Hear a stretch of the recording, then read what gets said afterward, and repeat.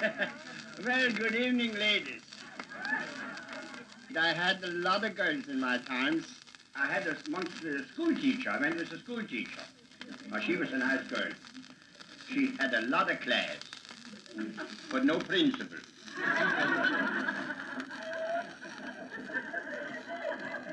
And one day I went to visit at school, and she had the kids up in class, and I heard her say to one little boy, says, Johnny, you go up to the blackboard and do number 1. And she says, Susie, you go up and do number 2. And she says, Freddy, you pass the paper and let the rest do it in their seat.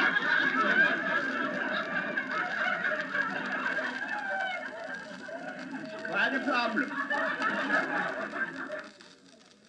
But you know, looking at me, you'd never think that I was married already 3 times for divorce. Twice in Allentown and once legitimately. And you know, I'll never forget when we got married the first time. Together we looked like a brand new house. She was painted and I was plastered.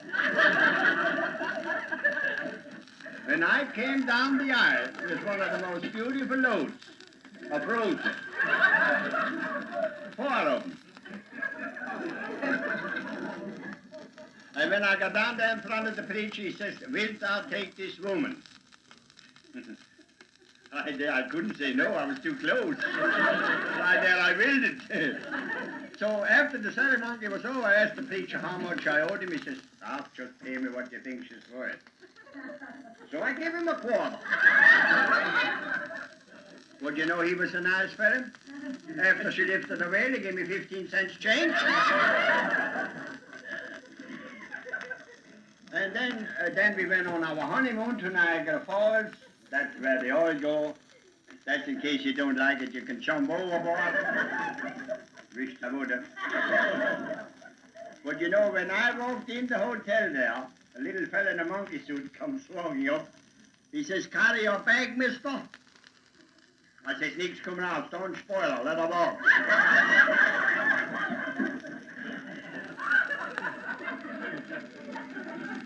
I'll never forget, though, when Uncle Louis asked his pop to get married, you know. That was kind of a mix-up. He went into his pop and he says, Pop, he asked him about 3 different girls before he got one that he could marry. He says, Pop, I would like to marry Rebecca. She lives down here on the next farm. Well, he says, that's nice, but he says, I'm sorry, you can't marry Rebecca. Well, why not? He says, I'm in love. Well, he says, maybe you are, but I must tell you something which I don't like to tell you. When Rebecca's mom was young and your pop was young, we went together to the picnics. And Rebecca's relation of yours. So he felt kind of bad. And the next year, he got another girl, Sarah. So he went back to Pop. He says, Pop, I want to get married this year. He says, who you got now? Sarah. She lives down here at 2 farms. He says, I'd like to see you get married, but you can't marry Sarah. Well, why not? Well, he says, when Sarah's mom was young and your pop was young, we also went to the picnics. And Sarah's relation of yours. So this kind of broke him down. He went in the front room crying, and his mom saw him in there. And she says, Louis, what goes on here? Well, he says, I got trouble. He says, last year I told Pop I want to marry Rebecca. He says, I can't marry Rebecca because when Becky's mom was young and Pop was young, they went to the picnics. And Becky's my relation. He says, this year I told him I wanted to marry Sarah. He says, I couldn't marry Sarah. She's my relation. His mom says, don't you pay no attention to him. He's not your pop.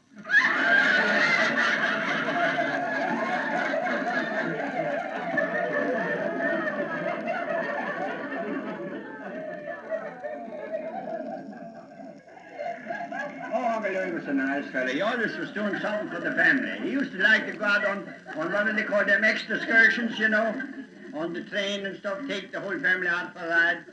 And one day he took the 2 youngsters and his wife, and they went on a trip. I guess they took an excursion to Atlantic City, wherever it was, you know. And they got on the train, and he was paying the conductor the fare.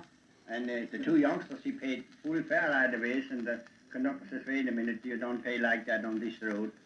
He says, we pay according to the way these youngsters are dressed. He says, they only pay full fare if they got long pants on. You don't have to pay for him. Louis says, I didn't know that. He says, yeah, that's the ruling.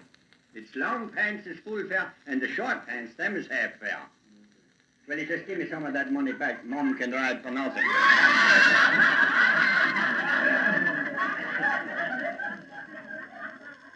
But you know, a fella never knows what he's missing until he gets married.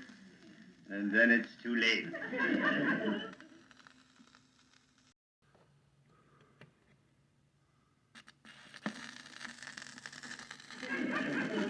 But you know, my neighbor, old Ben Griesemer, he's about 82 now.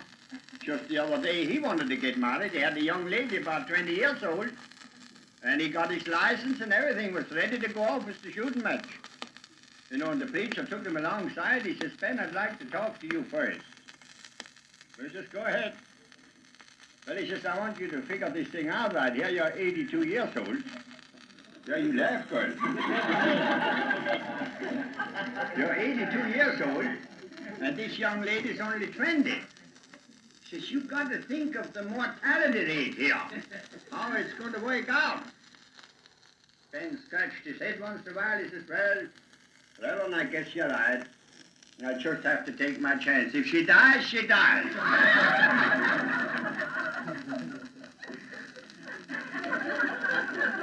But you know, my Uncle Louis, he would enjoy something like this. He used to like people, a lot of them too. I'll never forget Uncle Louis when he got married. His father-in-law told him, he says, Louis, I like you.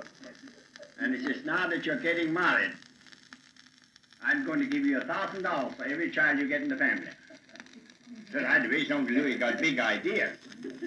Went out and bought himself a $25,000 farm. And the first year they were married, they got a baby. He got $1,000 and he slapped it on the mortgage. Second year, another baby, another 1,000, slapped that on the mortgage. After about 8 years of slapping, Uncle Louis died. Yeah, he killed himself trying to pay off the mortgage.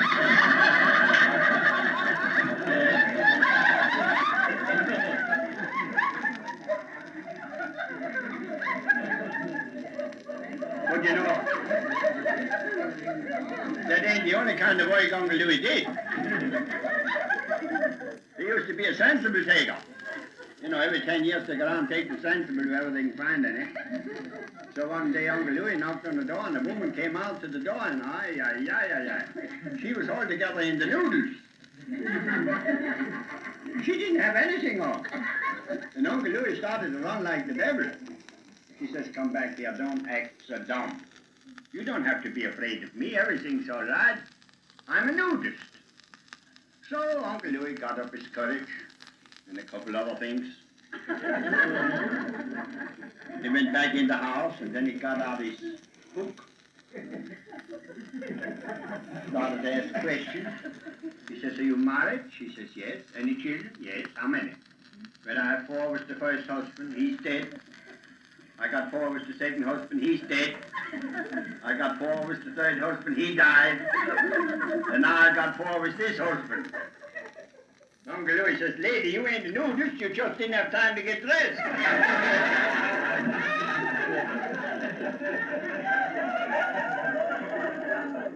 I hope you people had enough to eat here tonight, but I hope you didn't eat too much.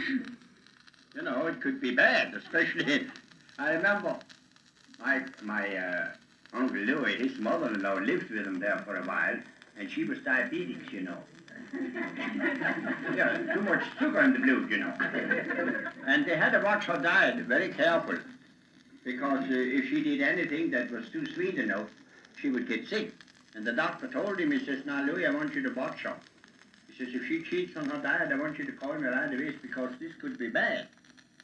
So everything was going along good for a long time, and then one day Louis passed the room there, and he saw Grandma in there eating ice cream, cake, candy, and all that kind of schlick, you know.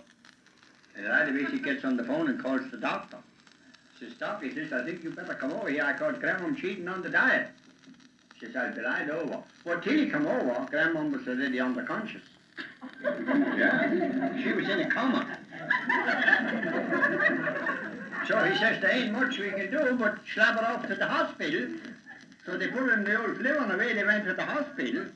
And when they got to the hospital, yammering of them all the rooms were full. Only one room open yet. And that was in the maternity ward. Well, he says, we got to slap grandma in there. So they put grandma in the maternity ward, and naturally with doctors' care and nurses like that, she gradually got better every day, you know. And they used to go in to visit every night, so Louis and, you know, and his wife took the kids along in, Johnny and Mary. So one night as Johnny and Mary were coming out of the room, the whole village gossip come up through there. And she says, Johnny, what are you doing in there? He says, we was in to see Grandma. Grandma in there? She says, what's she in there for? Johnny says, I don't know. Pop says she cheated and she got caught.